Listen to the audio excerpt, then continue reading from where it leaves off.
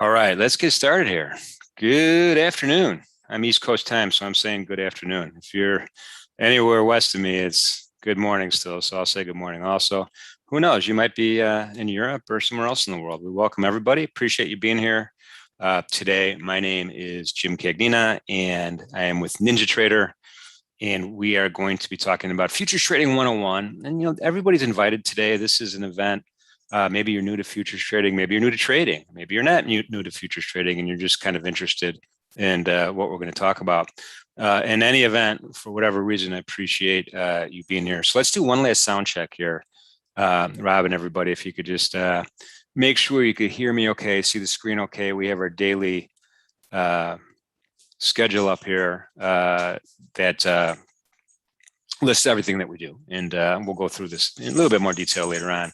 But before we get started here, I do want to remind everybody that trading futures, options, and futures involves substantial risk of loss, not suitable for all traders and investors. Oftentimes in futures trading, you have a high combination of leverage and volatility. And although that could be an equation for opportunity, it could also be an equation for risk. So be careful. Only fund your futures trading account with risk capital. My personal definition: money I could afford to lose doesn't change my lifestyle and doesn't lengthen my retirement horizon. I do oftentimes throw in maybe a little tongue in cheek, but I don't want to overly anger Mrs. Cagnina either. And it sounds kind of tongue in cheek, but really stress in life matters. We make bad decisions when we're under stress. At least that's been my experience. Believe me, it's been my experience. So, be in a good place, take your time, easy with the day trade margins, and respect the leverage that you're getting. Hopefully you could be successful doing this. I am going to be using the NinjaTrader platform to kind of talk about futures trading. I'm logged in simulated live mode today, and we'll go over the features of the platform and talk about use that really as a tool for me to kind of explain a little bit more detail what makes futures trading unique, in my opinion, over any other type of trading that you could do electronically online these days. Finally, feel free to reach out in the chat, ask questions as we go. I'd be happy to grab them on the fly. Mike, thank you for that comment. I'd be happy to grab them on the fly and we could talk about it. So the good news is I don't have a PowerPoint. We're not going to go through a PowerPoint. I'm not going to bore everybody to death with a PowerPoint today. So we're just going to kind of go over things as we go. So again, futures trading, let's go back in time. I mean, trading's been around forever, right? Greeks and Phoenicians, if you remember your high school world history, we're establishing trade routes and trading partners many, many hundreds of years ago. Maybe the first recognized exchange could be considered the Royal Exchange in London, 1571. I mean, it was at 550 years ago. People have been organizing themselves in trading groups and establishing trading protocol and patterns. So it's been around a long time. Chicago Board of Trade, 1848. We're getting close here on the 200 year anniversary. I got maybe not 200, 180 or something like that, but my math skills are a little bit aren't 100% today. But a long time, right? And then the Chicago Board of Trade, remember back then we were mostly trading commodities. So the idea here is, hey, futures are really commodities, right? So for the longest time, you're a commodity trader. Well, things have evolved a lot since then. And just take it to the next level, CME Group, the CME Exchange rather, right? I think slightly after World War I, established the Butter and Egg Exchange, right? I'm sorry, it was before that, but they established the Butter and Egg Exchange, and then they kind of became the CME Group after World War I to trade butter and eggs. Those are commodities, right? Jim Cagnina started in 81 maybe, on the floor of the Chicago Board of Trade. And I know you're thinking, wow, this guy's older than I thought. But back then there was no electronic trading. This is 1981. It was all pit traded and telephone driven, right? So, very few retail participation. It was hard for retail traders like us participate, because you really had to have you had to have some knowledge base on how to participate.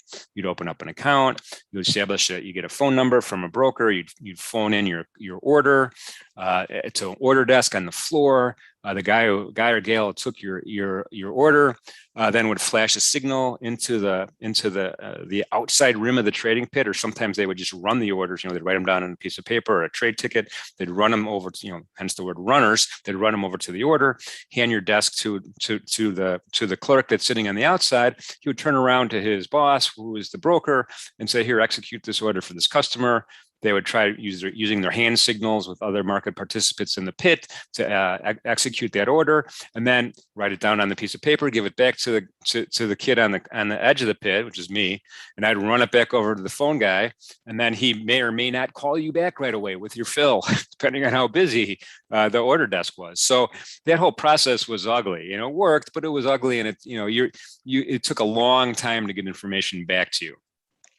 So what happens next is, pretty much part of the evolution here is the CME Group established the Globex Electronic Exchange in 1992. And so now traders can enter orders electronically if they had the right setup, right? And this is really at the start, right? Really the start of the online trading revolution. But really what kicked it into gear was in 1997, when the CME Group launched the E-mini S&P. And that's the chart you see up here. This is the E-mini S&P. This was launched in 1997. And this is the first kind of electronic market oriented toward maybe non-institutional traders on a global scale, on a massive scale. This kind of really expanded the participants that could participate in this market to retail participants. There were smaller size contracts than the pit traded S&P 500 futures contract. And notice the word S&P 500 stock index. It's not a commodity in terms of a physical commodity like we're used to, right? Corn, wheat, soybeans, cocoa, sugar, and all those kind of things. But it was wildly popular. And a lot of different participants from all over the world participated in this. And it was electronic exchange, and it was fair, right? Finally, you have this level of fairness where you could participate side by side with institutions and commercials and hedge funds. And it was awesome.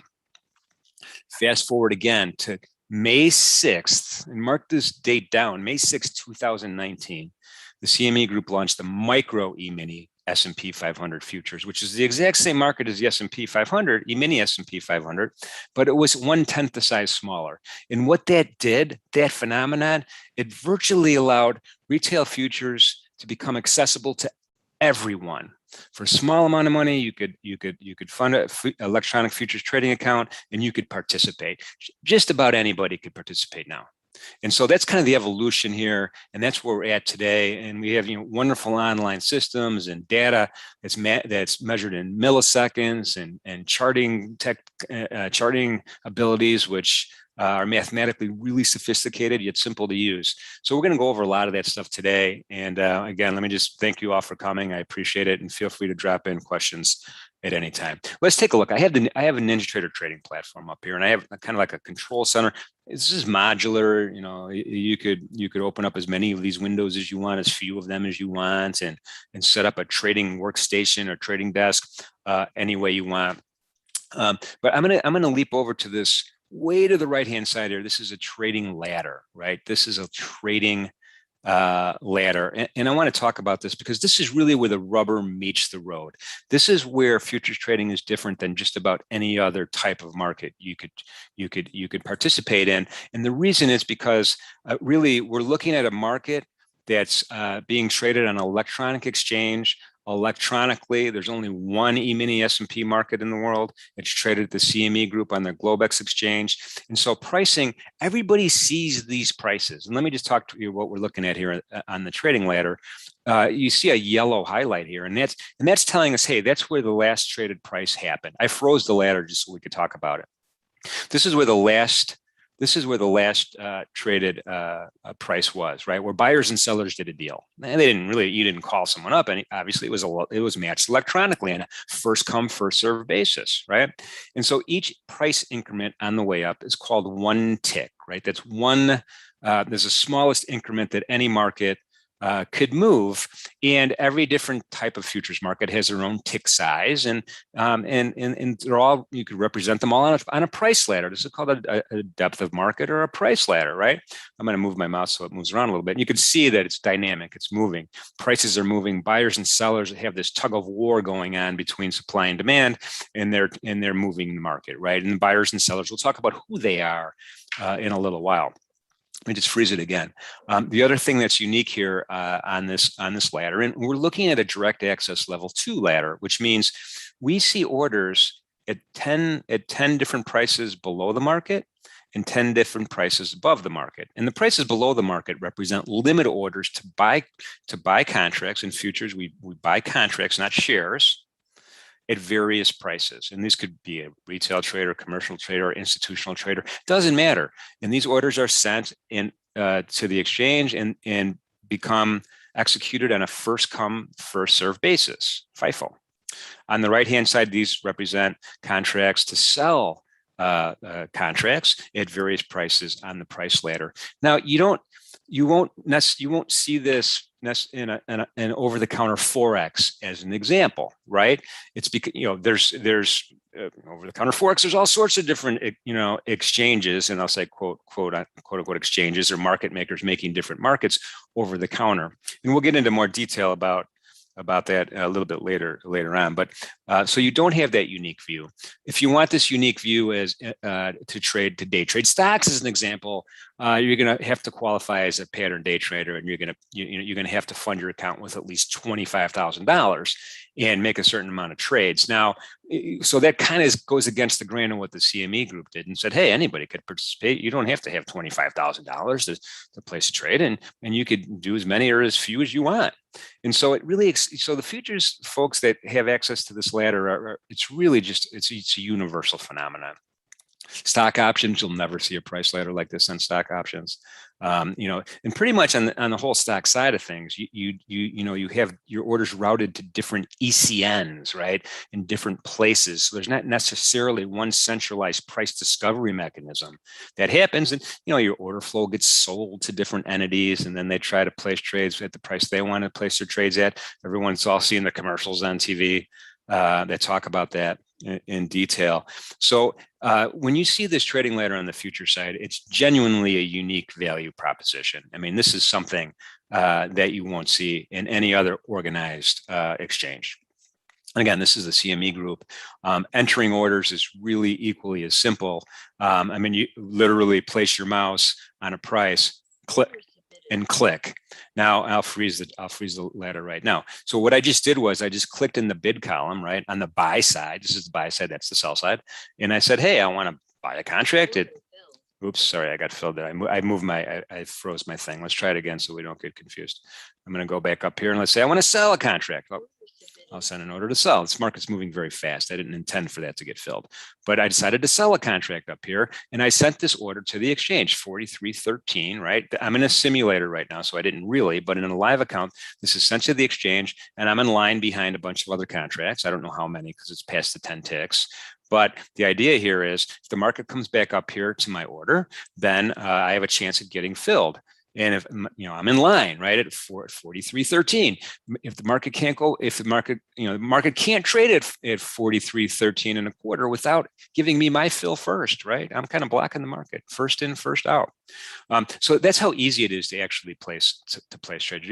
And if I want to change my mind, I could just click on it and move it to a different price. If I want to cancel it, I could just cancel it.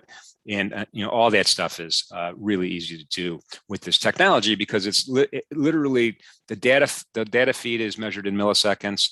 The execution feed is measured in milliseconds, and it's pretty impressive. In any event, I'm going to go ahead and just cancel that. I'm going to close that. So that's the kind of number one unique thing about trading futures, and particularly with respect to the NinjaTrader software. I mean, you could toggle between different instruments and markets, and we'll talk a little bit more about that as we go.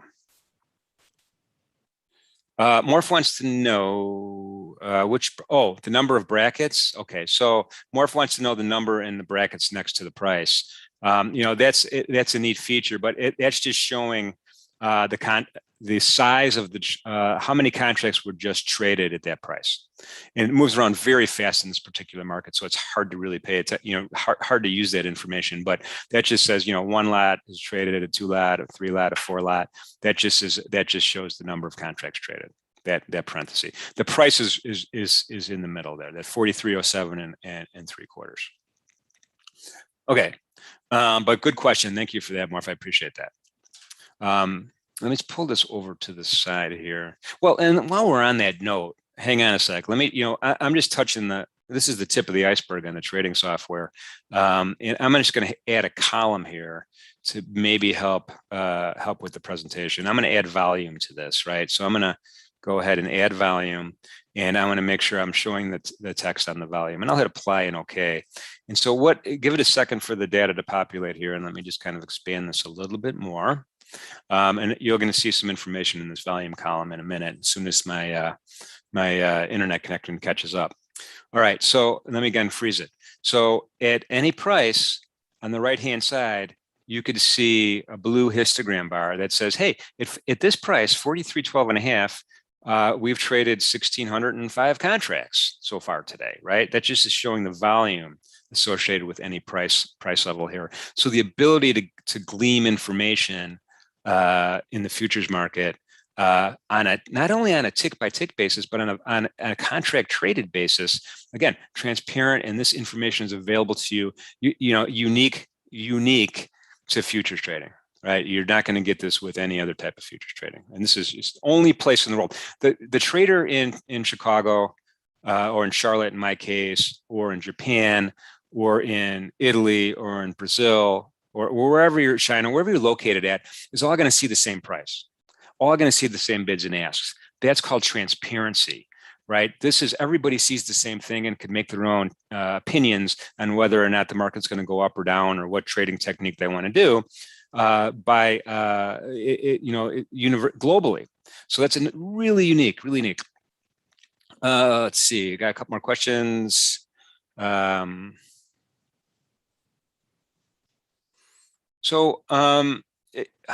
L. Willie asks, how much do you need to have in order to trade with the lifetime account license?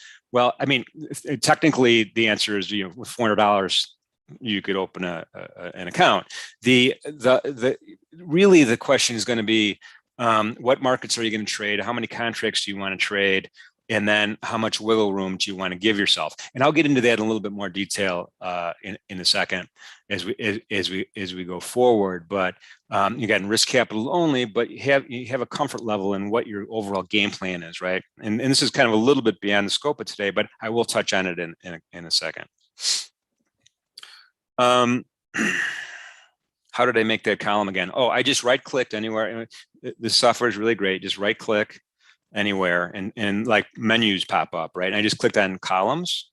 It added this box here, and I selected volume, and then I added it to the bottom in the configured section, and I highlighted it, and then I added show volume text on the right. I'll leave that up here for a second.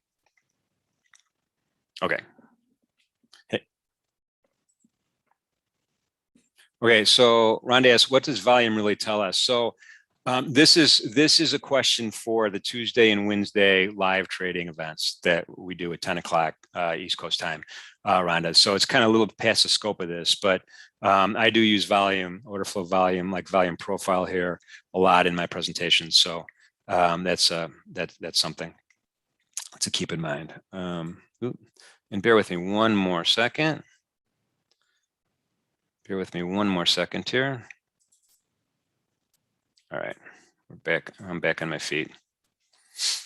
Frankie asks, can you explain the taxes associated with futures trading at some time?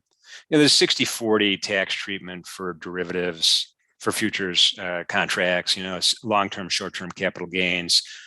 So it's treated differently than maybe an equity trade, but really got to work with your accountant to make sure what you're doing with that. But there is a beneficial tax treatment to futures trading. I'll pull up Raul. I'll pull up the schedule in a little while and show you all the events, including the one I just referred to. But we really focus on volume and trade ideas in that event. Okay, I'm going to just kind of go ahead and just push this aside for now. I'm going to move this to the side of the screen for now. And we're going to kind of move forward here a little bit on the presentation. So another thing that's kind of, we already touched about this, commodities versus futures trading and S&P, but let's take a look at this quote board or market analyzer, highly customizable in NinjaTrader. And I have some of the more popular markets listed here. And let's start at the top. The top here is the stock index futures, right? And actually I should have just added a label there, and I didn't. I'll do that right now. And we'll just say, just double click on that and say stock index futures. So at the very top, I have the stock index futures. I have the E-mini S&P, large cap US, widely quoted in the, on TV and in the newspapers and everywhere that you read. It's a benchmark stock index futures. It's globally recognized. And I'm going to skip down to the next. I'm going to skip over one, and we'll talk about that in a second. The NASDAQ 100, E-mini NASDAQ 100 stock futures market there. It's a little bit of a different index. Non-financials in that particular index. Some refer to it as the tech stock index. The YM, the blue chips, which is the Dow Jones, is another stock index, and then the RTY underneath it is the Russell 2000. So these are the larger small cap, if I'm saying that right. They're small cap stocks, but the larger small caps. So there's a Russell 3000, which has all the small caps. The Russell 2000 is the larger small caps. Another popular market for a futures market. These are stock index futures. If it has an M in front of it, it's the micro. I referred to as micros. Remember, we're just launched in 2019. This is 1/10 the size of its parent. I consider it a child. I don't know, a little brother or a little sister market. It's 1/10 the size. Everything is divide by 10, and so the tick size is smaller, the point size is smaller, the leverage that you employ is smaller, and they're widely popular. And you can see the volume in the column here. The regular E-mini S&P has done 1 million contracts already today. It's 1220. The day's not over. The micro is done 770,000, or about 75%. That's pretty big. That's good liquidity. That's good volume. And then the micro NASDAQ is another very popular market, and it does more volume. Its volume is bigger than the bigger brother contract. YM, that's small enough so that I'm not showing the micro version of it, but there is a micro version of it. And then again, the RTY M2K, that's the micro version. When you see an M in front of something, that's pretty much it. And then FDAX, this is a Eurex exchange market. This is a stock index future in Germany, and that's very popular. And there's the Euro Stock 50 and some other German ones that I don't have listed here. So this whole asset class is considered stock index futures, right? And then the numbers you see in front of it represent, behind it, 12 represents the month of December, and 2021 represents the year. 21 represents 2021. And each one of these contracts are quarterly contracts. So they roll over to another contract. They expire, and then you'll trade the next front contract month. But that's not a big deal. It's not something to worry about. And I'll talk to you why about that in a little while. Currencies. So a lot of folks are used to FX, right? Over-the-counter currencies. I'm going to argue the futures currencies have some advantages over the spot forex markets. Right now, I just have a few of them listed. You can get all the majors, right? I have the British pound sterling. That's 6B. Pretty much if it has a 6 or a 7 in front, it's a currency. I have the Euro FX versus the US dollar. We have the Japanese yen versus the US dollar. And take note, if you are trading forex, you could recognize that it's inverse. It's the foreign currency first, the US dollar second. And over in spot, you're going to have it reversed. Canadian dollar, Swiss franc, New Zealand, Aussie, those are all available in futures markets. And then some of the minors are as well. And why is it better? Well, first of all, you get that transparent view, right? You get the transparent price ladder, and you can see the whole field. The charting's great. There's no carryover interest costs you have to deal with. There's no settlement periods you have to deal with, and a lot of these features are built in so that they're consistent with all the futures markets, but you don't have all of these other peculiarities set up. The other thing to think about on over-the-counter forex is you're going to be trading with a dealer, right? Your broker's making up your prices more or less most of the time, right? So maybe if you were to place this exact same trade in 4 different spot forex accounts with 4 different folks making the bid-ask spread, and maybe they're making the bid-ask spread scientifically using, using bank data feed.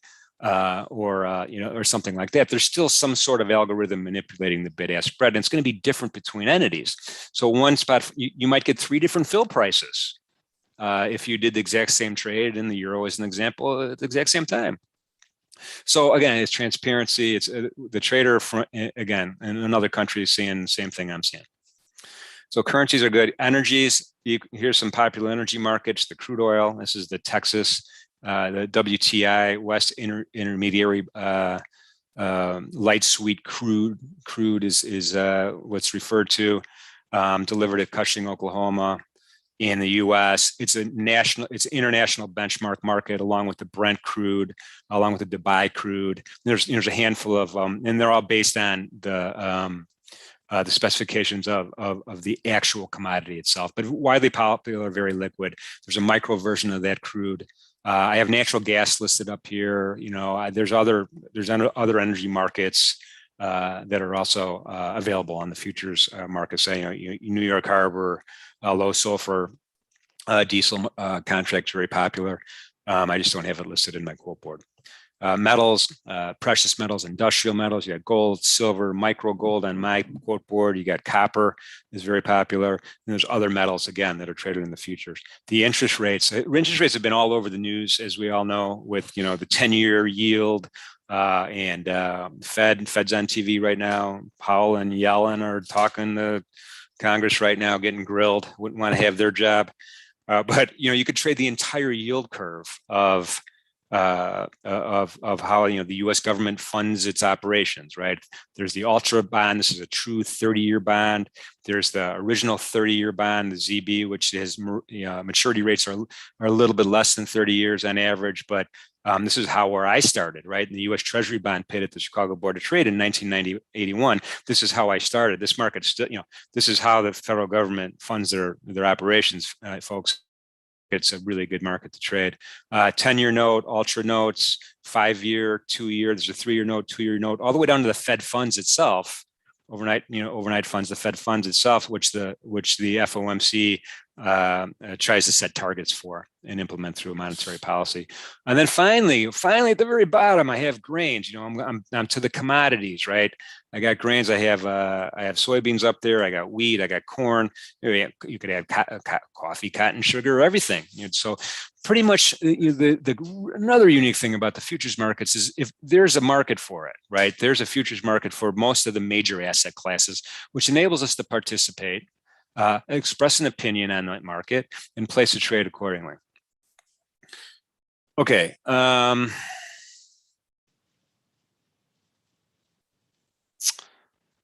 Let's go over. See any questions here? Rhonda wants to ask about continuous contracts.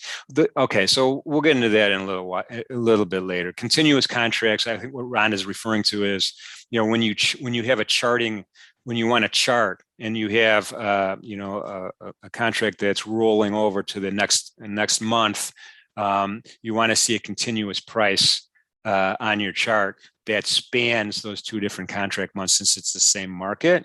And right now this is a continuous chart, and the software is really easy. I mean, software recognizes continuous data as you chart it, so it's generally not an issue whatsoever. And then NinjaTrader software itself, I mean, it'll tell you when it's time to roll over when you log in, right? And then if you decide not to say, yes, I want to roll over, when you go to the database management tool, it'll be up in here. You'll be able to see instruments that were ready to, it's time. I've already rolled over everything. There's nothing to roll over, but you'll be able to, cherry pick and say, yes, I want to roll these ones over, and I want it to reflect on the chart. But again, when you log in to your NinjaTrader software, it'll also say, hey, do you want us to roll these over for you? They'll remind you. right? He'll remind you, and then at the end of the day, look at the volume, right? The December contract you're trading over 1 million. There's a lot of volume there. There's a lot of liquidity there. Look at the bid-ask spread, and this is kind of important, right? The bid-ask spread. I'm probably jumping the shark by saying this too soon, but again, no PowerPoint. I got some notes, but I'm kind of reacting off of your question. The bid-ask spread here is tight. It's one tick. The highest bid, the lowest offer, the smallest price increment. That's a good thing in a market. If you're trading stock options, most likely you're not going to see a bid-ask spread this tight, depending on your strike price, right? And that's because there's not a lot of liquidity on that strike price, and that contributes to the cost of your trade, because you're buying below the market, selling above the market, and you have to try to trade and defeat that bid-ask spread. The wider it is, the more expensive your trade is. So anyway, I've lost my notes. That's okay.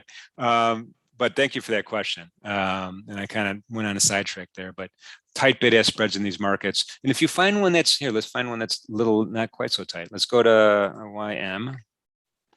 I'm just going to go, oops, let me just pull this over here so I'm not in the weeds. We're making new lows here in the market, by the way. Let's see if I have YM on here anywhere obvious. No, let's just go to here and see if I have it here. Yep, YM12.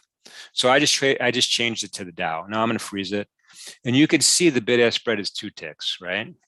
So each one of these ticks is worth $5, and the difference between the bid, which is the 4, well, sometimes it's 1 tick, but a lot of times it's not. It's just kind of, there we go. It's 2. The difference between the 3 and the 4 is 2 ticks. That's $10. That's a $10 differential. If it were just 1 tick, it would only be a $5 differential. So that's kind of the point I'm trying to make. Hopefully that helps. Okay, let's go back to our ES. My guess is Yellen and Powell aren't doing very well in their presentation. we're having a sell-off here in the E-mini S&P. Anyway, all right, so let's get back to, okay, another really, really important point, a benefit here is the trading hours, right? This is a 23-hour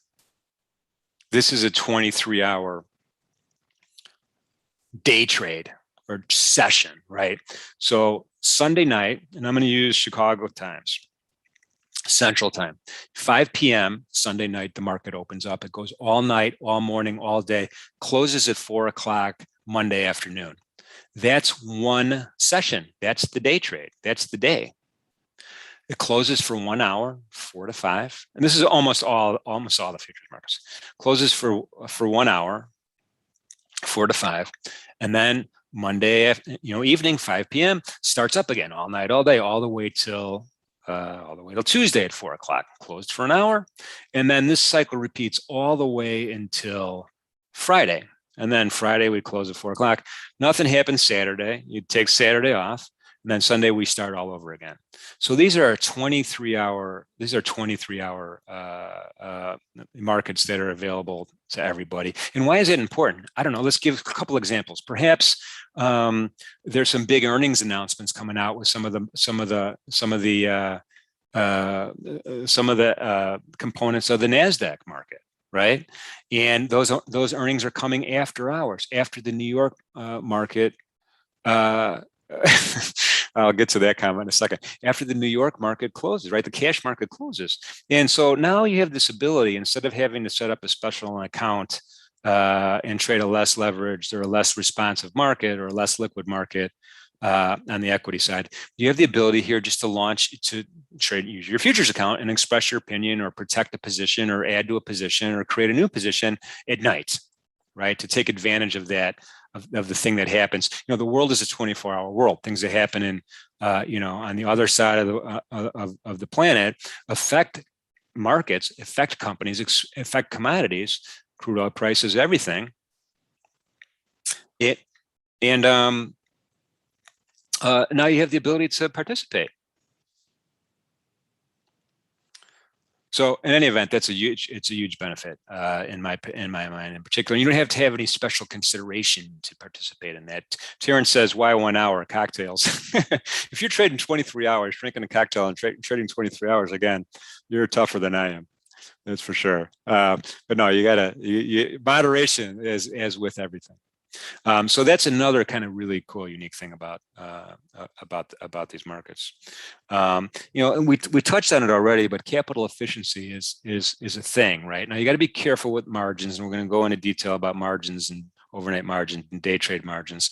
But in futures, you're able to have a more efficient use of your capital, right? Instead of funding that $25,000 pattern day trade account, maybe you have $10,000 of risk capital and you want to put in a futures trading account. Maybe you have $5,000 you want to put in a futures trading capital. You have the ability to be more capital efficient when you participate in these markets. And this leads us into the discussion on margins, and you have to be careful because you get a lot of leverage on this. And I'm going to do an example.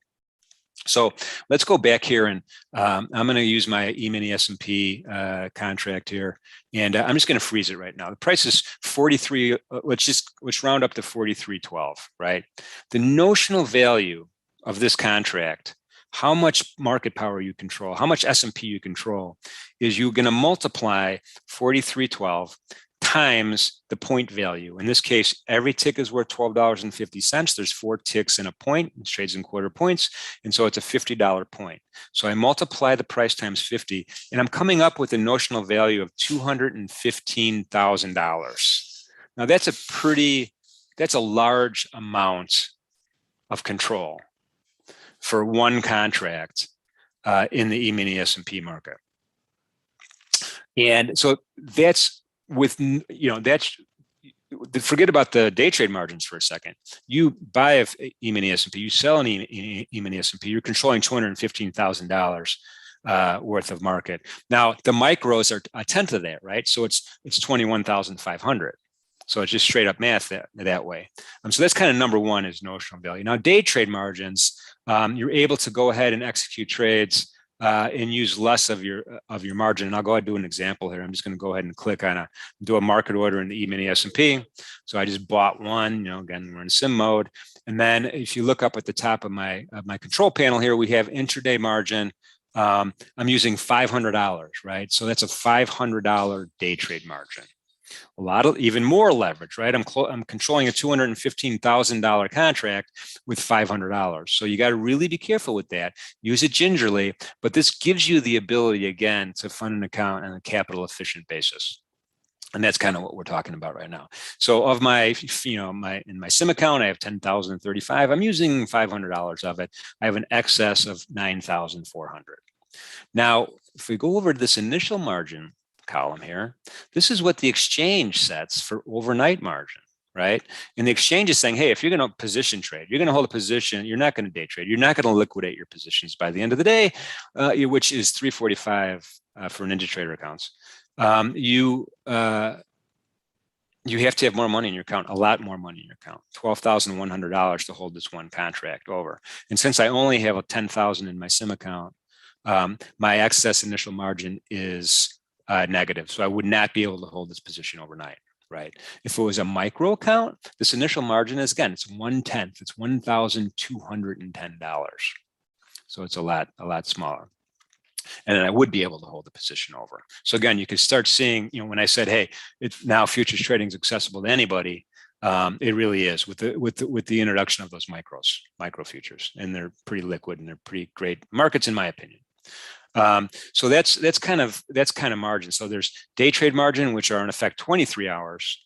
Although keep in mind with NinjaTrader accounts, you need to liquidate your positions if you're day trading and don't have the excess margin by 3:45, so 15 minutes before the close. And then you have that 1 hour night period right there. So that gives you a lot of power, a lot of ability to participate based on whatever you have when you want to do it again. Joanne says, can you repeat that again? All right, so about the size of the contract. Okay, yeah, no problem. So again, let's take a look at the ES, right? It's 43,000, 1,400. I'm going to multiply 43,000, 1,400 times 50, because that's the value of a point in this market.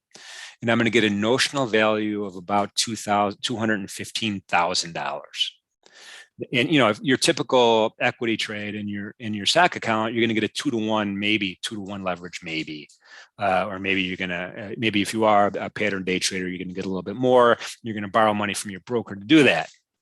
Well, here you're not borrowing money. There's no cost to you associated with this $500 margin. This is just kind of a accounting phenomenon to say, hey, you've used 500 of it already, but you still have access to 9,560. Okay, so that's kind of how I think about notional value and margins, and what's your purchasing power, if you could think of it that way. Hang on one sec.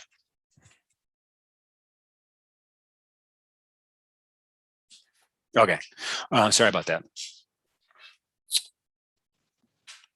Joanne, did I get that right? Is that what you were referring to? Raul asks, how do I find the market analyzer? Go up to the control panel here, click on the new button, and here are all of your options. Here are all your options, and it's on this list. So there's market analyzer right there. And you can have more than one if you want. You could have a couple of them if you want. If you want to open up a chart, you can click on that. If you want to open up a Superdome, the thing I have on the right-hand side, click on that. Pretty easy to do. Joanne just got her. No worries. And we're going to do this again next week. So I'm going to encourage everybody, if there's a question you forgot to ask, or if you think of a question later, just pop in next week, ask the question. That's okay. I do believe we'll also be on the YouTube channel for a while for this as well. So feel free to pop over to that one as well. Okay.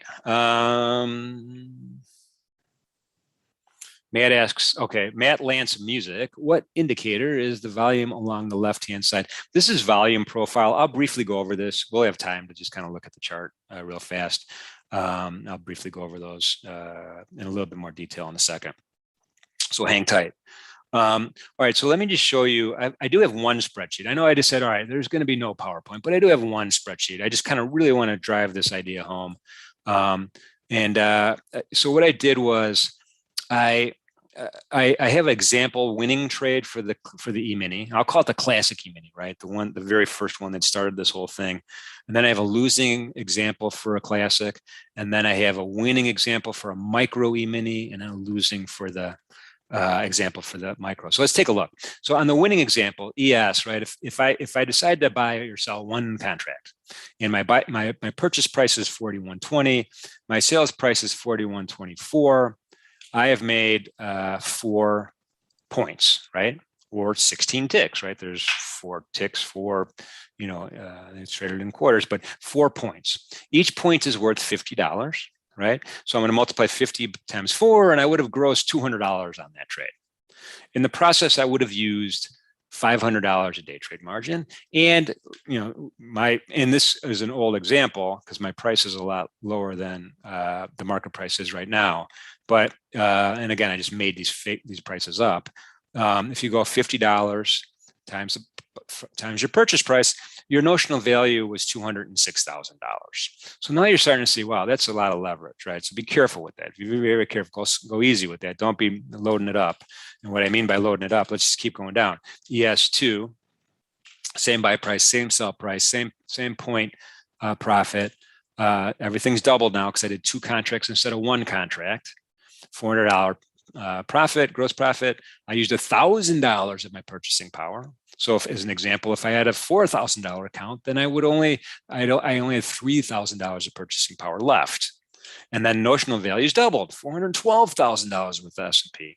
Let's go over to 5 contracts. Same thing, same P&L, but you multiply it by 5. So now I made $1,000, and my day trade margin is I used 2,500 of my purchasing power, and my notional value is well over $1 million. So let's cruise over to the exact same losing trade, and everything's the same except it's negative, right? On 1 contract, I lost 200. On 2 contracts, I lost 400. On 5 contracts, I lost 1,000. And then again, all these other numbers are the same. Let's kind of go down here to the micros. So it's pretty much the same, right? Same prices and everything. I made 4 points, but my profit and loss is $20. right? My P&L, my positive P&L, in this case, $20. My day trade margin is 50, and my notional value is still a lot. Still more than the 2-to-1 you're getting trading a spider ETF, as an example, and waiting for something to happen. So anyway, and you scale it up. If you did all the way up to 5 micros, that's the same as a half of a big one, right? A classic. That's the same as a half, 0.5 of a big one. It's 1/10. And again, P&L would be 100, the day trade margin 250 instead of 2,500, and 103,000 notional. If you go down to the losing trades, then everything's is the same except the P&L is negative, right? I would have lost $100 on that 5 contract trade. So this kind of, I don't know, it helps me kind of visualize just the math, and it's pretty much multiplicative math. Is that right? Multiplicative math. And that's something to keep in mind as you're thinking about, well, what's my risk capital? How much do I want to put in here? What size contracts do I want to trade? How many trades do I want to make? And all that stuff. You could kind of do an analysis along these lines and see what's right for you. Okay. Oh, these are great questions. So why do I use the Superdome instead of ChartTrader? All right, so come to my Tuesday and Thursday events. I'm almost always using ChartTrader, FYI. I prefer it. So the reference there is how you could execute trades with NinjaTrader a whole bunch of different ways. And one of them is with the ChartTrader, and I'll show you what it looks like. It just has this little panel on the right-hand side, and you could do various types of trades with this thing, and including ATM strategies. But one technique that I tend to like is I like the ChartTrader hidden, and this gives me the ability to just right-click on a price. And then a menu will pop up and say, hey, do you want to do any of this stuff? I'll say, yeah, I'd like to sell a contract at 43.20.5. And I'll click on that. And it sends an order, right? It sends an order. And it's the exact same thing as just doing it on the trading ladder. As a matter of fact, it's mimicked on the trading ladder. Like these two things are in sync. If I change it here, it changes on the chart. If I change it here, which all I got to do is just drag it, it changes it everywhere else. So it's really, really simple. But I do use it a lot. Come to the Tuesday and Wednesday events if you have time, and you'll see. We come up with trade ideas, and we talk about all the indicators that I have on my screen and all that stuff in detail. So again, this is just for presentation purposes. I want everybody to see everything that I like to look at. Okay, where are we at here? Okay, here's another this is another advantage actually. I'm going to go ahead. All right. So right now we have a position, it's not a winning position, but we have a position. We have one contract position in the E-mini S&P, and I just want to liquidate this. I want to sell one, and I'm just going to go ahead and I'm going to take a shortcut. I'm just going to close my position here. And I sold the contract. So I had bought one, then I sold one, and now I'm flat. The terminology is flat. I don't have a position. And when I look back up at my intraday margin, it's down to 0. Remember, it was 500. So now my margin is immediately freed up, right? In a regular equity account, you might have to wait for your trade to clear for more than a day before you could go ahead and use the equity in your account to make another trade. Unless maybe you're going to borrow from your broker to make another trade. Here it's immediately available. So when you buy and sell and your position is flattened, it will reduce your margin. So boom, it's like I just started over again, right? I just started a new day. And then furthermore, if I wanted to sell a contract instead of buy one, let's just go ahead and do that. I have a limit order in there. It's not cooperating. Let's give it a second here. Okay, so I just sold one. It's color coded. It's red. It's color coded here on the chart. It's red, and it's saying, "Hey, I sold one. Look at my intraday P&L. It's 500 again, right? Initial margin 12,100. This is telling me, hey, now I'm using some margin. I have a short position. It doesn't matter if you're long or short or long. It doesn't matter. All the calculations are the exact same. So that's another kind of advantage I feel like on the futures trading side of things. Okay. Again, I'm going to go ahead and just close that trade out, and I'm just going to hit the close button. And there's other techniques in liquidating your positions and better trade management strategies than what I just did. Again, we'll cover those on Tuesdays and Thursdays. But I'm out of the position. My intraday margin is now 0. All right, I think we all kind of, I think we beat that. I think we got that. I think I got my opinion across on that one. What type of, so by the way, I'm in sim mode. If you have a live account, you could trade with real money, or you could trade with, you could practice trade in sim mode. So you do have that flexibility no matter what. No, there's no obligation that you have to go and place that live trade, right? Be in a place where you're ready to execute, get familiar with the tools, get familiar with the market, come up with a strategy. That's kind of a suggestion. So what type of trades do people do? Well, most of us do day trades, right? And we already talked about that, right? There's, we're in and out within the same session. Some of us are in and out multiple times. Maybe you do 1 or 2 trades a day. Maybe you'll do 100. Who knows? It's up to you. You totally decide. There's swing traders. There's folks that hold positions. They try to get, take advantage of an ABC kind of. We don't really have one today on the chart to demonstrate, but here, I'll go back in time here. And so you see these swings, A, B, C, D, E. They try to take advantage of some of the natural oscillation that sometimes occurs in the markets. Those are swing traders, and they may hold a position overnight. They might not. The trade might last, it might last, an hour or 5 hours or 6 hours or a couple of days.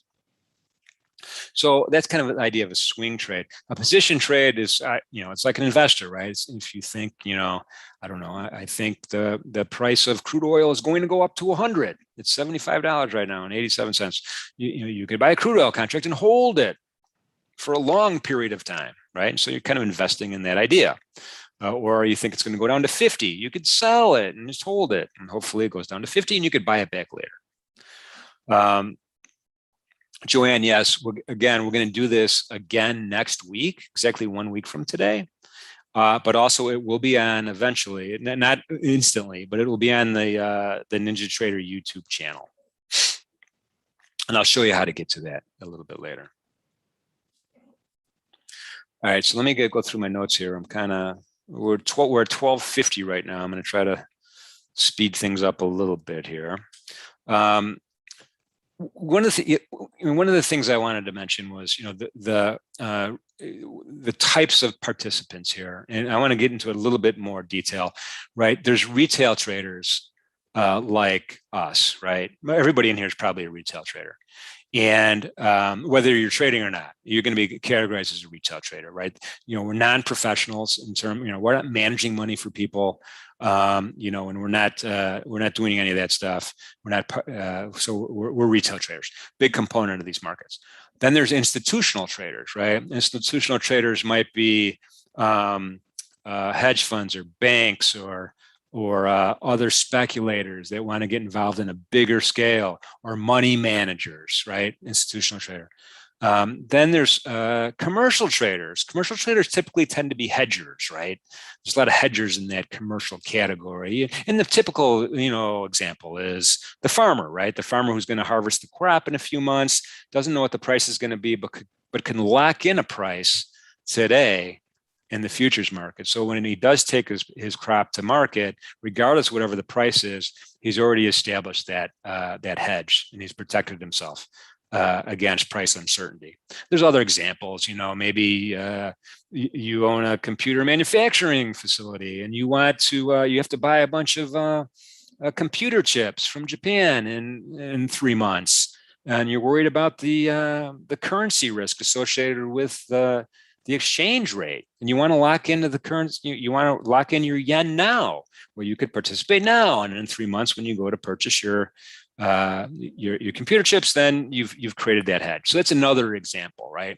And then the last category I'm going to throw out is systems or algos or trading systems, electronic systems, algorithmic trading systems that try to exploit price differentials really in milliseconds, mostly really quickly, right? And systems folks get a bad rap, right? They get a bad rap. Oh, these systems are moving this market around.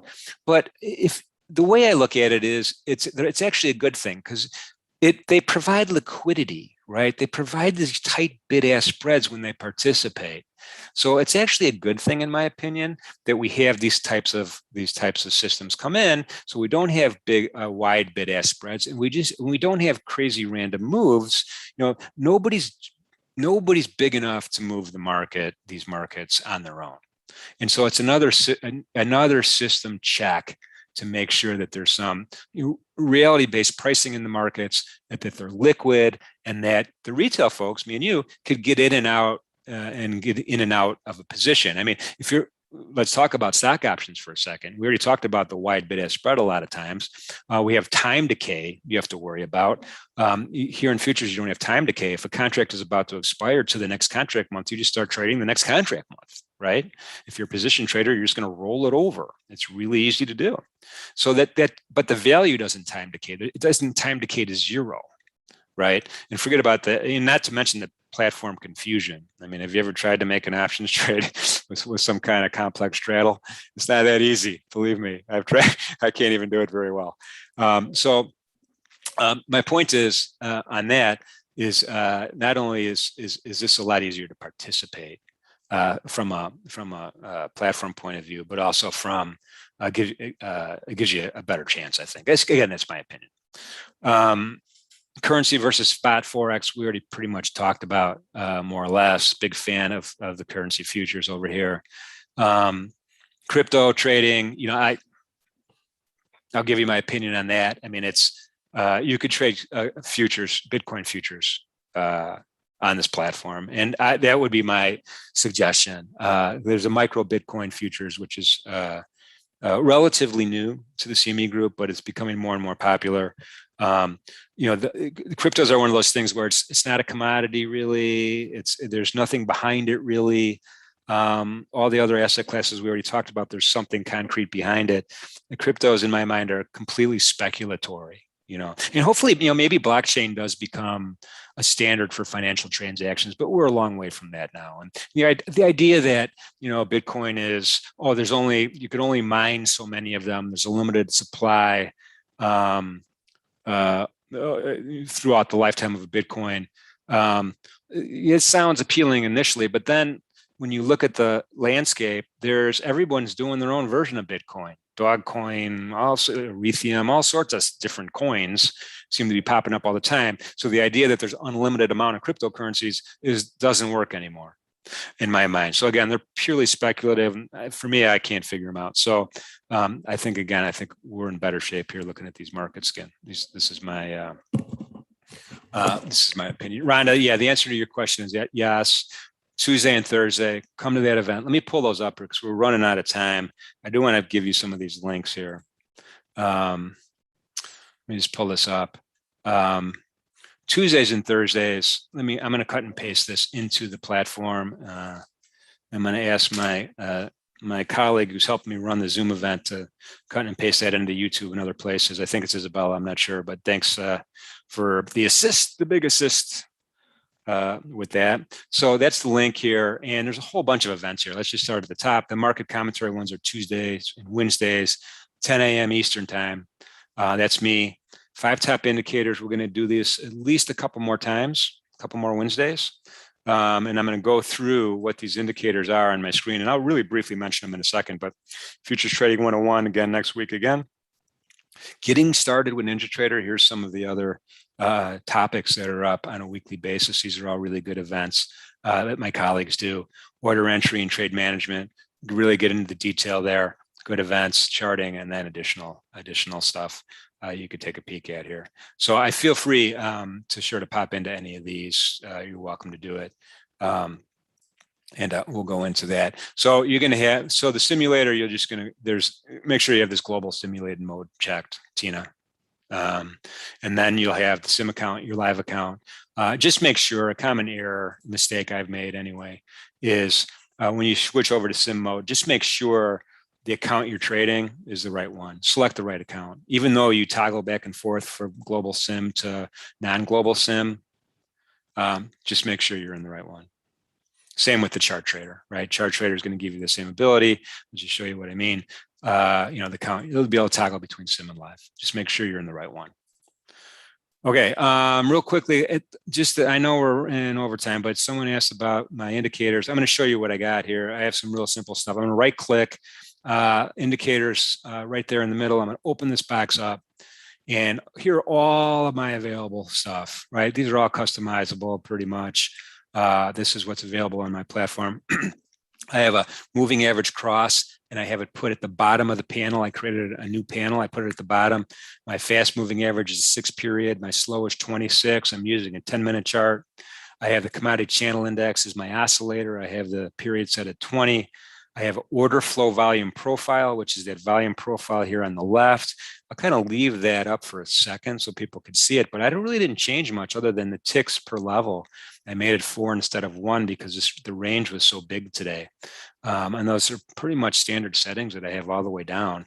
I do have at the very bottom here, I'm showing the value labels.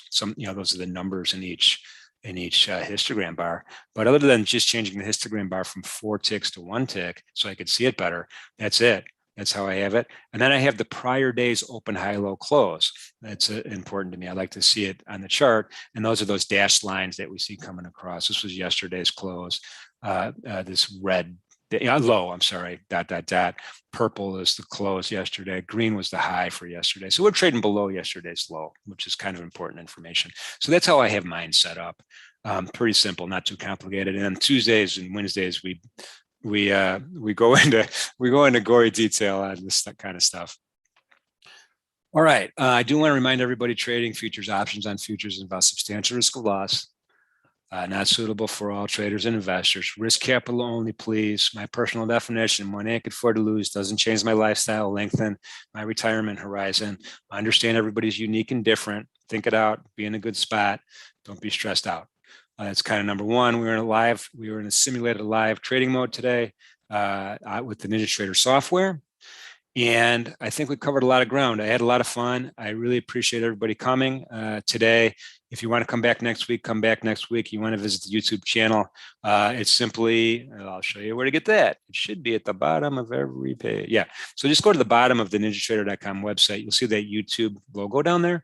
Click on that. It'll open up the YouTube channel. And there's all sorts of videos on there. You could cruise through and listen to. And, the more information, the better. This is tricky business. It's hard to be successful trading futures.